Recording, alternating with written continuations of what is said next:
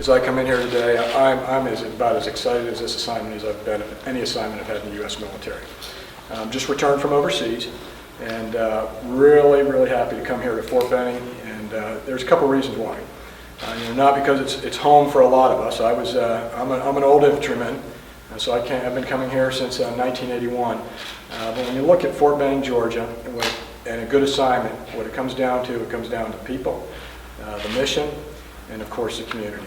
And when you put all three of those together here in Columbus, Georgia, outside our gates and inside the gates, you've got a fantastic assignment. So as I come forward, what you're going to hear me say today during my change of command remarks is I'm absolutely humbled and honored to be here with serving as the commanding general. It's more my honor than my privilege to be doing this thing. But thank you. I'll tell you, when you start talking my vision, McMaster and Miller are like thinkers. And when I think of H.R. McMaster and I have known each other for 2 decades. We've served together overseas, not CONUS, but we served together overseas. We've gone to schools together, but I've known of him for 20 years. And what I'm going to tell you about H.R. McMaster, if he's not the best, he's one of the best Army thinkers we have. And everyone talks about that skill and that capability of General McMaster. But I'll tell you something else about him. He's an absolutely true warrior as well, from the time he was a captain all the way through his current rank. In terms of personal and moral courage, I've never seen an officer like that previously. So I'm filling a big set of shoes there.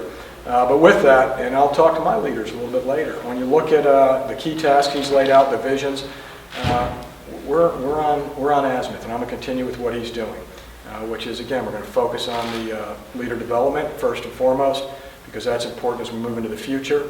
Because the future is going to be a complex environment. It only gets more complex as we go forward. So we'll work leader development, and we'll think about the future and the future concepts that our nation requires from its Army and its maneuver force.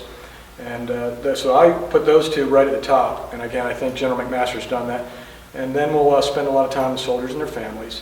And of course, we're going to stay connected to the community. Obviously, I'm very proud of my children. And when you see something like that, you see your son, coming to the same place where you began, it's significant. The other thing I tell you, you're the guys who wanted to stay in here for this particular interview. Why are they back here? It's not because of me. They're coming back to where they began, and whether it was in the infantry officers basic course, whether it was in airborne school, or they came through here for Ranger School, people love coming back to Fort Benning. So it's very significant. Well, the future is always challenging, and the future is always challenging because we have an obligation to get it as close to right, because we're working with diminishing resources, and so as we move forward there, we've got to get the future about right. So as I look at those challenges, probably what jumps out at me is the complexity and making sure we've got the right, we're doing the right things for our soldiers and our leaders that are leaving Fort Benning. So those are my big challenges as we go forward, and they're always tough, and they're always there. It's funny, I've been joking about that with everybody. Everyone's going, oh, the special ops guy is coming to Fort Benning. I'm a believer in the basics. When I look at special operations, what makes special operations units strong is they've mastered the basics. And if you come back to Fort Benning, what do we do here? We go after the basics. The other thing I think that, I've had some lessons. I've been overseas a bit. And as a matter of fact, my current aide-de-camp is a product of overseas, where I picked him up from over there. I've seen a lot of these young leaders who are very talented, and I pulse them for what they've learned here and what they go forward there. So we'll take those lessons of what we learned overseas, what I've learned in the community, but I'll tell you, the community and the Army, the Special Operations community and the Army are intertwined, and you can't have one without the other. Everybody has some decisive moments throughout their military career. One thing that jumps out at me, and again, General McMaster and I talked about this as well, I'm in the camp of, as we send our soldiers and our leaders out, what we prepare them for is never to get into a fair fight. We always want to be able to overmatch. We want to be able to win on today's battlefield. We want to be able to win on the future battlefields. A couple times in my career, I found myself in a fair fight. A fair fight's not fun. And so we'll go ahead and take some of those lessons and impart those with the young leaders that are out there, to make sure they don't find themselves in a fair fight as they go forward. So that'll be one of the biggest ones I'll go with, Chuck. I've told my guys, so is if you break it all down here, there's a couple things we have to absolutely get right all the time. And if we get the training of our soldiers right, we get the training of our lieutenants, we get the training of our captains, training of our sergeants, and we're able to provide those forces to Forces Command, train the best in the world, then we've got it right.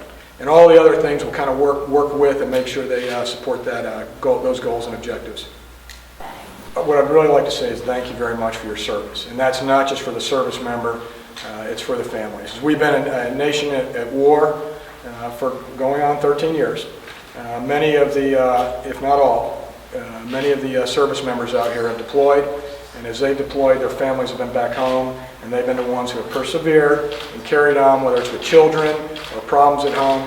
So what I'd like to say to them is they have my absolute thanks for all they do every single day. When somebody comes in and has the opportunity to serve their nation, I think some go for a long duration, some go for a shorter duration, but at the end of the day, it's service to the nation.